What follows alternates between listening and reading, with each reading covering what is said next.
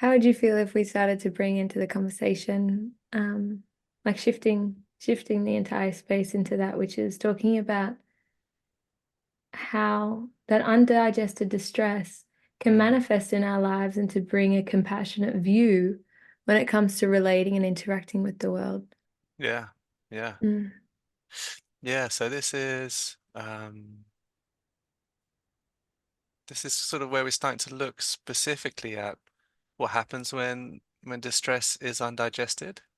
mm, And it's this interesting thing where at a psychic level, it's almost like a part of us gets separated from the whole. When we have an experience as a child that's just too overwhelming, mm, something's happening that just feels too intense. Our child's nervous system isn't equipped to process that and isn't supposed to be equipped to process that. mm, And so in that moment is able to do this very clever thing where it says, okay, this is too much. So we hit parachute and we just sort of cut that bit off from us. And there might be, often people have this sensation of sort of leaving the body. My consciousness leaves the body for a little bit. I go somewhere else, or I just cram it down. There's like this kind of suppression muscle. I put it down into the cellar.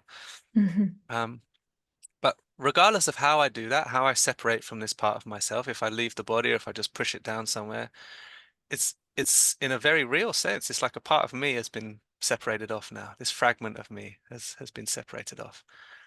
And if this happens enough times, and especially if all of these times are kind of related in some way, then they start to hang together into this kind of other sense of me. And so we can find ourselves as adults, sometimes feeling very young. I might find myself acting in strange ways, and something that my partner says is so distressing, and I, mm, I find myself feeling really, really devastatingly wounded, or massively abandoned, or crushingly angry and destructively mhm, rageful and disgusted. And when I stop to think about it, I might say, well, actually, yeah, if I was compassionate with myself, I might say this feels like the behavior of a child. And actually, now I come to think about it, I don't feel my biological age right now. I feel younger than I am. I feel more disempowered than I am. It feels more of a peril than it actually is. There's some disproportionate response right now. And those are the moments where we sort of come to, we get sober afterwards and we're like, oh shit, I did the thing. I pushed my partner away, or I threw a massive tantrum, or I suppressed my own needs and let someone else run roughshod over me until I started to feel really resentful. Um, but I acted in some way that isn't really in alignment with me at the most wise and mature mhm, level. And then we can it really helps in those moments to be able to say, okay, actually, that yeah, maybe that was a fragment of myself. That was a part of myself that has been pushed off, separated. But the nervous system is always seeking wholeness. It's always seeking healing, and it doesn't want to have these undigested bits of self, this undigested distress. So it's looking for moments when it can revisit them again. And so we find ourselves attracted to partners who are going to mhm, re-evoke it, attracted to work situations and relationships and life situations that are going to press those buttons, that are going to re-evoke that separated stuff. mm. That, And yeah, wow. That's such a beautiful reframe. Even just the fact that the nervous system, like it wants to be triggered in a way. yeah, exactly. It wants our attention rather than it being an internal war or a conflict within. It's like, no, no, no, I'm here to be nurtured now. And Yeah, I'm actually here because it feels safe to be seen now. exactly. Comes up to the Yeah. surface to be healed rather than to be something else we have to deal with in our lives. Some other problem, my Yeah, yeah, bloody yeah. problem child, I got to try and push them. Yeah. Yeah, And yeah. I watch myself sometimes getting into that, like, oh, I've got to do this and I have to do, and I have, this is such a hindrance where it's like, actually, wow, you feel safe enough to be seen now. Beautiful. And how would we invite a conversation, an internal conversation where we can allow ourselves to step into that wise adult when that adaptive child is present?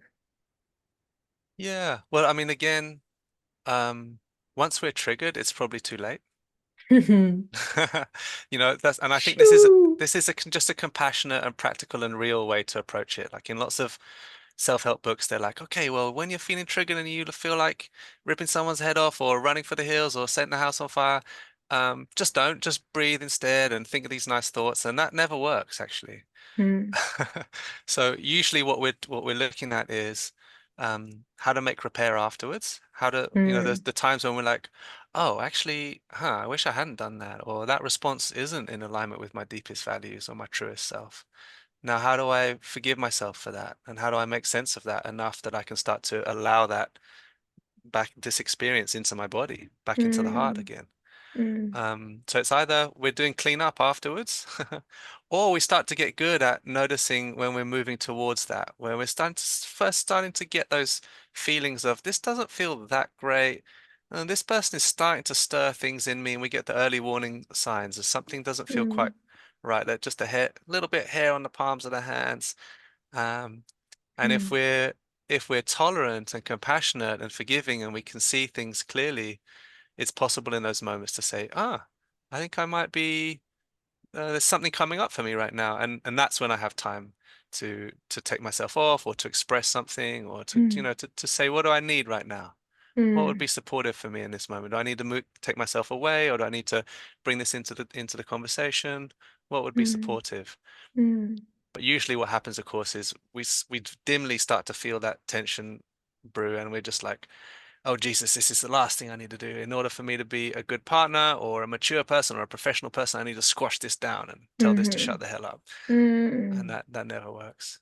Yeah, Well, I mean, it works, but not forever. not for As a long. short term. Comes out sideways when you Yeah, squeeze it into the jar. that's right. Yeah. Seeps Yeah. out the edges. Just in case I forget that third piece of the puzzle, since we're tracking this archetypal movement of Now, relationships, please. Yeah, go there. I'm in the with you. beginning, yeah, it's like in the beginning when we fall in love, it's like I see grace, and this person does seem to be an angel. There's something so perfect and wonderful and electric and divine about them. And then that turns, and we start to see all the horrible failings and the terrible disappointing, feels like a betrayal. Oh my God, I thought you were someone completely different. I feel like I've Mm, been hoodwinked. mm, But I think the most mature and clear way to look at those two movements is that in both those stages, we didn't see the person clearly. We were actually seeing aspects of ourselves. When we fall in love with someone and we see, wow, this person has all of these incredible, they seem to be an angel. We're seeing the angelic qualities in ourselves that we haven't fully embodied yet. mm, We're projecting some perfection from ourselves, some golden attributes, because we can't see them in ourselves yet. So we have to encounter them in the other.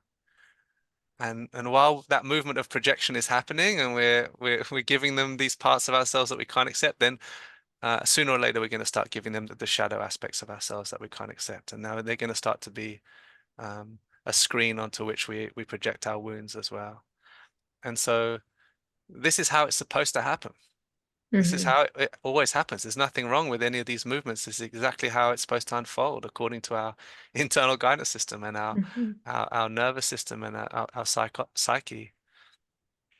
But the good news is there's this third stage where once we start to realize, okay, this person's fallen from grace now in my eyes.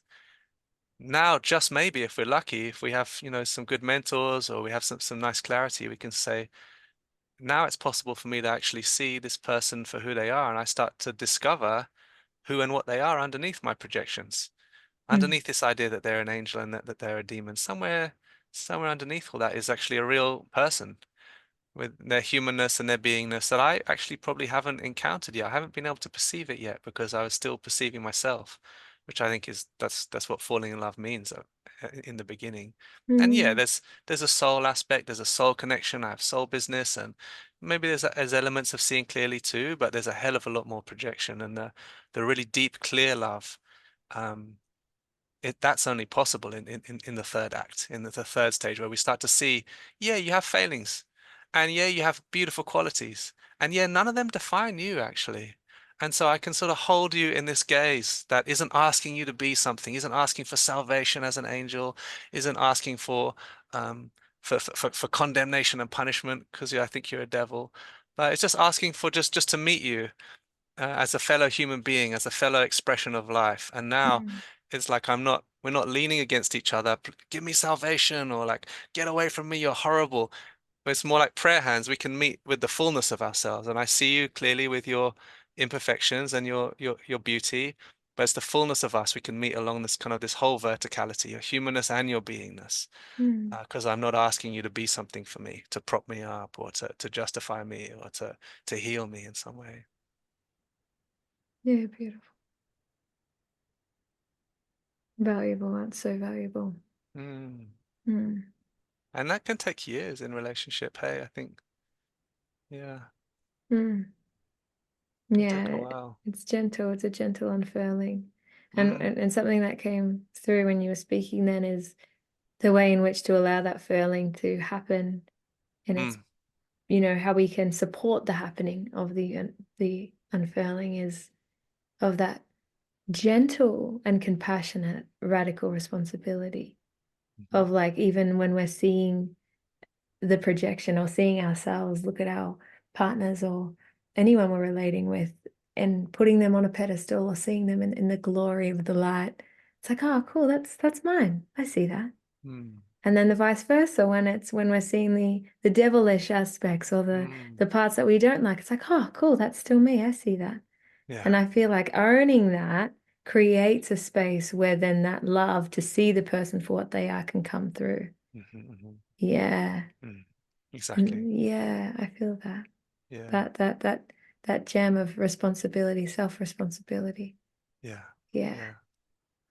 nice. There'll be people listening who I imagine, it's like if you're a conscientious person, you like to dot all the I's and cross the T's and stay on top of things, and it bothers you if other people don't think well of you, Mm, then often conscientious people find themselves in relationships with less conscientious people.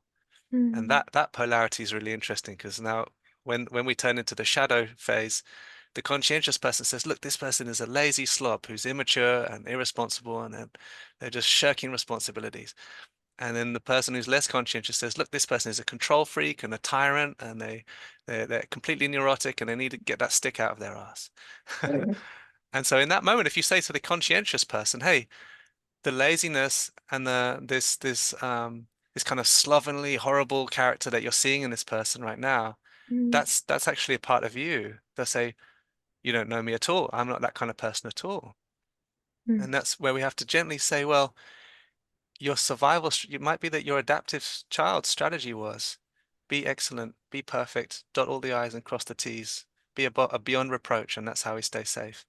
And that in order to make that your survival strategy, you had to push down the part of you that would rather just throw it all into the wind and go take a nap and binge watch for the rest of the week and eat junk and not give a crap about that. And mm, you had to squeeze that part down.